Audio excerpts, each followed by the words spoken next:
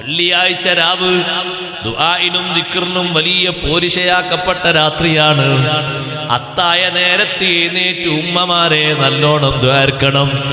മക്കളെ നല്ല ഭാവിക്ക് വേണ്ടി ഉപ്പമാര് നല്ലോണം ദ്വാർക്കണം. എത്ര സുഖമുള്ള റൂമിലാണ് കിടക്കുന്നതെങ്കിലും ആഴ്ചയിൽ മുഴുവൻ രാത്രികളിലും ദ്വാർക്കുന്നവരുണ്ടത് പോകട്ടെ. ഒരു വെള്ളിയാഴ്ച രാത്രിയെങ്കിലും സുബ്ഹിന്റെ മുമ്പ് എഴുന്നേറ്റ് ഒരു 10-15 മിനിറ്റ് സമയമേ നമുക്ക് വേണ്ടി വരുന്നുള്ളൂ.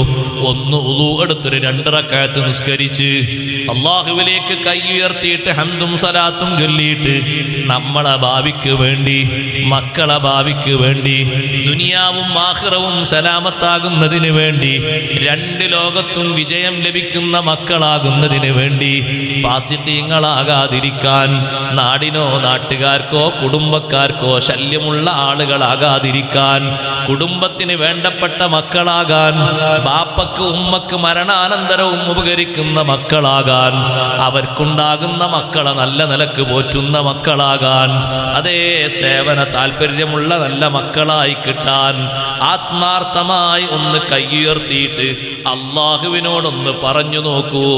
ഒരിക്കലും റബ്ബ് സുബ്ഹാനഹു വ തആല ആ ദുആ തള്ളിക്കളയൂല.